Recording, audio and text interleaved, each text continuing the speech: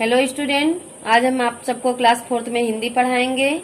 Okay, तो बच्चों class 4th में आपका फर्स्ट चैप्टर कंप्लीट हो चुका है और आप सब वीडियो के माध्यम से उस लेसन का प्रश्न उत्तर, कठिन शब्दों के अर्थ जो भी दिया गया है सब आप अपनी कॉपी में लिखकर याद किए होंगे और बुक भी कंप्लीट किए होंगे। तो बच्चों आज हम आप सबको सेकेंड चैप्टर पढ़ाने जा रहे हैं। पाठ का नाम है बूढ़ा गिद्ध। बूढ़ा गिद्ध यानी जब उम्र अधिक हो जाती है तो हर व्यक्ति के अंदर, हर पशु पक्षी के अंदर कार्य करने की क्षमता नहीं रहती है। तो चलिए हम पहले पाठ के बारे में जान लेते हैं।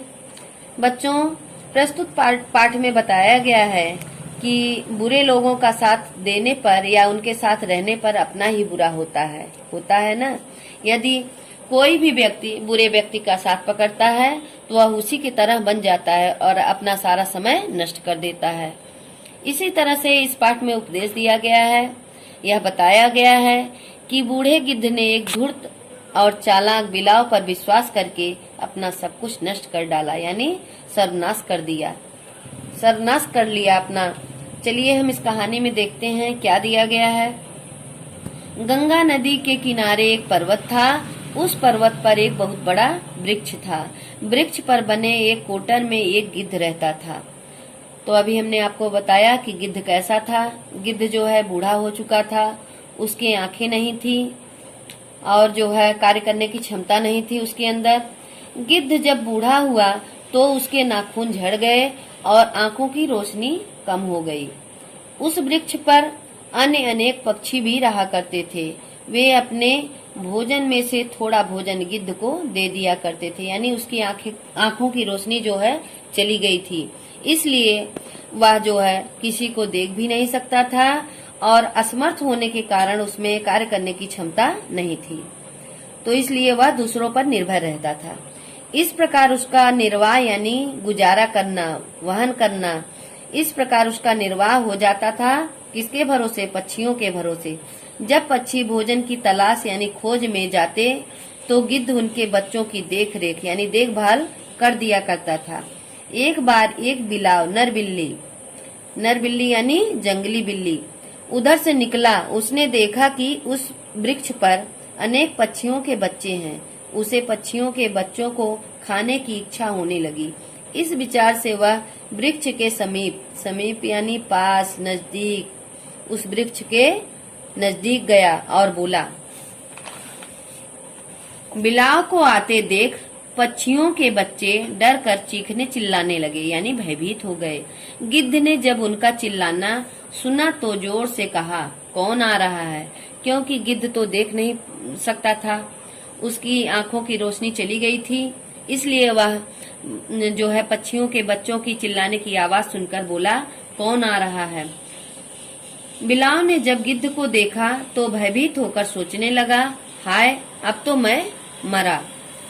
उसने मन ही मन विचार किया कि भय से तब तक भयभीत नहीं होना चाहिए जब तक वह सामने न आ जाए, और अगर वह सामने आ ही जाए तो बुद्धिमान को चाहिए कि उससे बचने का उपाय करे। यह सोचकर वह गिद्ध के पास गया और बोला, बड़े भाई, मैं आपको प्रणाम करता हूँ। गिद्ध ने पूछा, कौन हो तुम? उसने कहा, मैं बिलाव हूँ। दूर हट। किसने कहा? गिद्ध ने कहा। नहीं तो मैं तुम्हें मार डालूंगा। गिद्ध ने गुस्से में कहा। बिलाव बोला, आप मेरी बात सुन लीजिए, उसके बाद यदि आप उचित समझें तो मुझे मार डालिए। कहा भी गया है कि समझदार व्यक्ति को चाहिए कि अनजान व्यक्ति को अथवा उसके व्यवहार को भली भांति समझ परख यानी देखभाल करना, जांच पड़ताल करना, परख कर ही मारना अथवा सम्मान करना चाहिए। कौन बोलता है? वह धूर्त बिलाव बोलता है। किससे? गिद्ध से। गिद्ध बोला, अच्छा बताओ तुम यहाँ क्यों आए हो? बिलाव बोला, मैं यहाँ गंगा तट पर रहता हूँ और नित्य यानी रोज प्रतिदिन गंगा स्नान करता हूँ। मैं ब्रह्मचारी हूँ। ब्रह्मचारी यानी आजीवन विवाह न करना, सात्विक जीवन बिताना। मैं नित्य पूजा व्रत करता हूँ, इसलिए मैंने मांस खाना छोड़ दिया है। यहाँ रहने वाले पक्षी आपकी बड़ी प्रशंसा करते हैं। उन्होंने मुझे बताया कि आप बड़े धर्म, आप पर भरोसा यानी विश्वास करना, यकीन करना, भरोसा किया जा सकता है।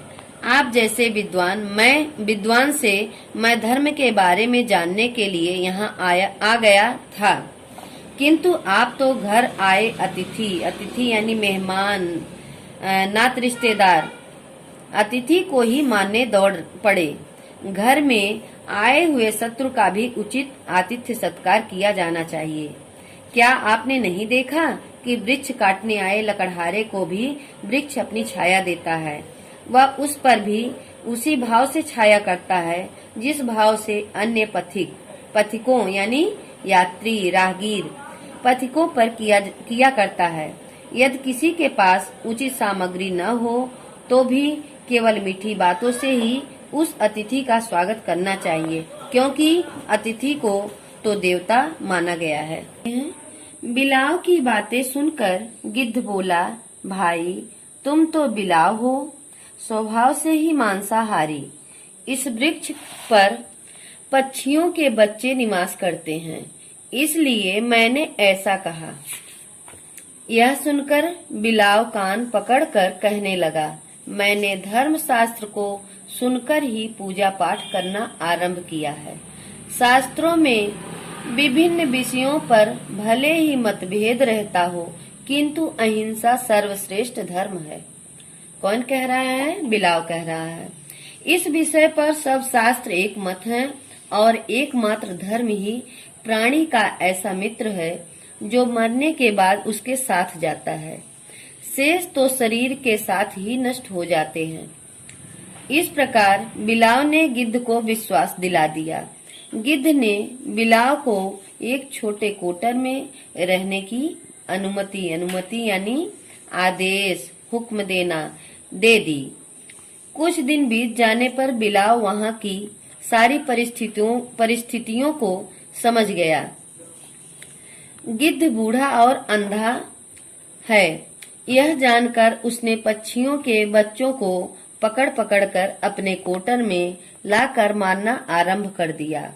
वह पक्षियों के मरे हुए बच्चों की हड्डियां चुपके से गिद्ध के कोटर में छिपा देता था, यानी अपनी गलती वह गिद्ध को जो है लगाने के लिए उसके कोटर में जो है रख देता था पक्षियों के बच्चों की हड्डियां।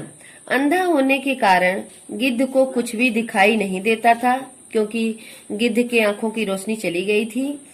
जिन पक्षियों के बच्चे मारे गए थे उन्होंने चीखना चिल्लाना आरंभ किया।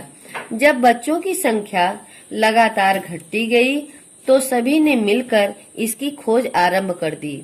यानी जब उस कोड़न में यानी बिल में वहाँ बच्चे दिखाई नहीं दिए तो जो है पक्षी जो है वहाँ रहते थे वो घबरा गए और अपने बच्चों को ढूंढने लगे। तो सभी ने मिलकर इसकी खोज आरंभ कर दी।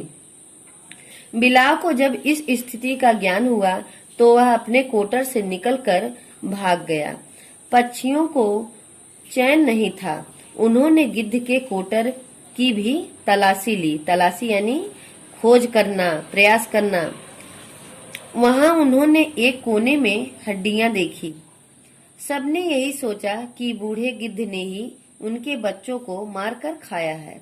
बस फिर क्या था, पक्षियों को गिद्ध पर इतना क्रोध आया कि बिना उससे कुछ पूछे उन्होंने उसको अपनी चोंच से मार मार कर अधमरा कर दिया। कुछ ही दिनों में बेचारा बूढ़ा गिद्ध मर गया। तो बच्चों, इस कहानी से हमको यही शिक्षा मिलती है कि किसी भी अनजान व्यक्ति को उसकी बातों में आकर या उसकी जो है उसको अच्छी तरह से जांच परख लेना चाहिए, तभी उसे अंदर बिठाना चाहिए, तभी उसका सम्मान करना चाहिए, नहीं तो अपना ही नुकसान होता है।